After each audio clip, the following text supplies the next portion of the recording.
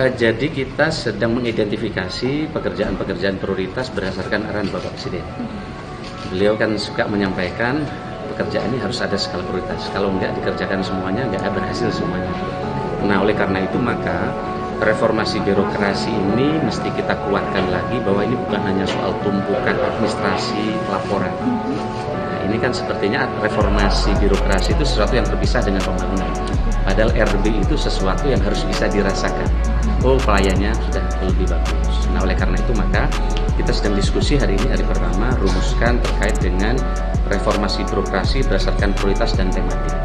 Setidaknya ada 3 prioritas. Satu adalah baik, Pak Menteri, berarti ada 3 prioritas dalam fokus Kementerian Pan-RB ini dalam 2 tahun terakhir ini, Pak. Ya, ini tentu kementerian ini bertugas untuk menjabarkan arahan Bapak Presiden. Kan beliau selama ini menyampaikan program, bukan urusan.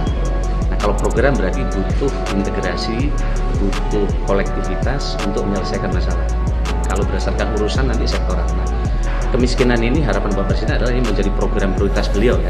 Maka semua lini program RB kita salah satunya kita arahkan bagaimana mengurangi kemiskinan, mengurangi stunting dan lain-lain. Sederhana saja misalnya, kalau semua guru, semua ASN, satu orang mengampu satu orang yang stunting misalnya, ini selesai kira-kira.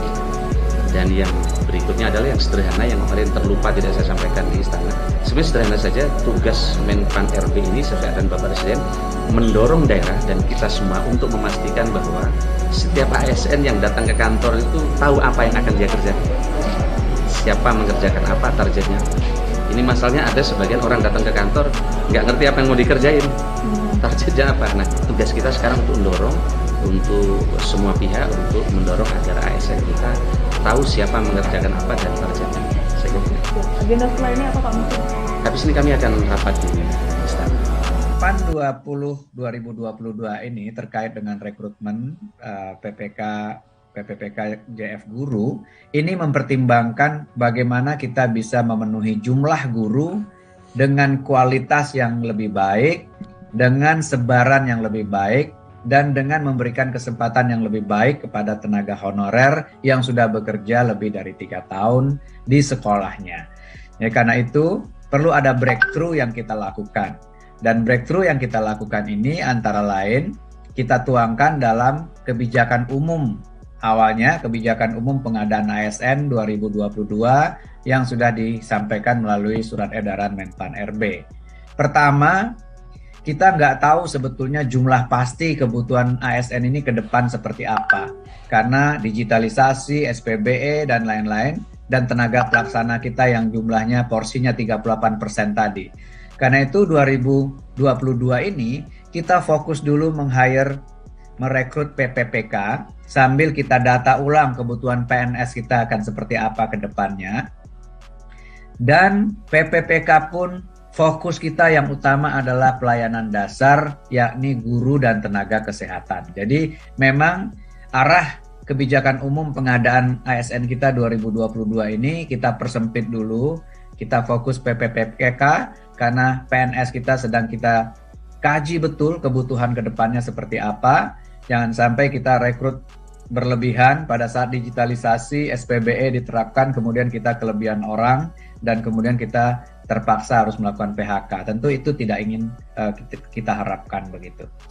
Nah, kemudian kebijakan juga harus lebih berpihak kepada THK 2 yang memang sudah dimandatkan sejak lama untuk diselesaikan. Jadi ini fokus kita, dan karena itu kita ingin kawan-kawan Pemda berani mengusulkan formasi khususnya guru dan tenaga kesehatan sesuai dengan kebutuhan yang direkomendasikan oleh Kemendikbudristek dan nanti oleh Kemenkes untuk tenaga kesehatannya, dan kami tentu juga ingin memastikan dukungan dari Kementerian Keuangan terkait dengan anggarannya. Jadi anggaran nanti kita yang akan usulkan, kita akan perjuangkan, tapi kawan-kawan fokus dulu ke pemenuhan kebutuhannya. Karena guru adalah pelayanan dasar dan kita masih butuh untuk meningkatkan SDM kita menuju Indonesia maju seperti yang dicita-citakan.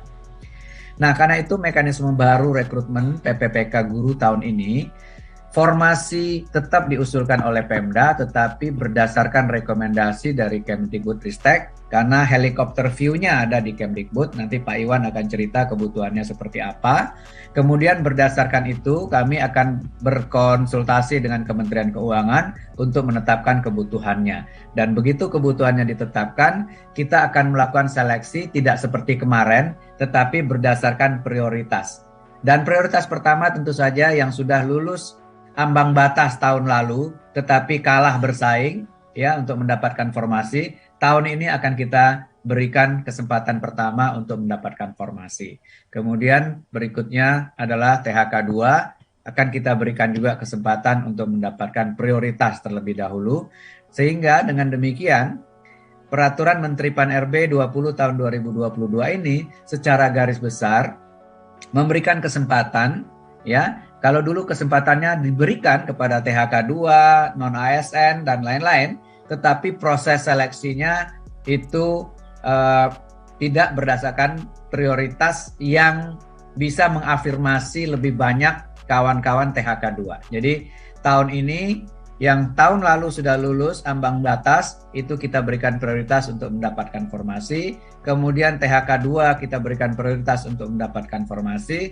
Kemudian guru non-ASN yang terdaftar di Dapodik, Recording in progress. kerja minimal 3 tahun kita berikan prioritas. Baru kemudian kita buka untuk pelamar umum, diawali oleh lulusan PPG yang juga Pak Iwan nanti punya rencana untuk memperbaiki kualitasnya dari waktu ke waktu, dan kemudian baru pelamar terdaftar. Nah, saya kira ini arahnya. Pertama kita ingin bukan hanya memenuhi kuantitas,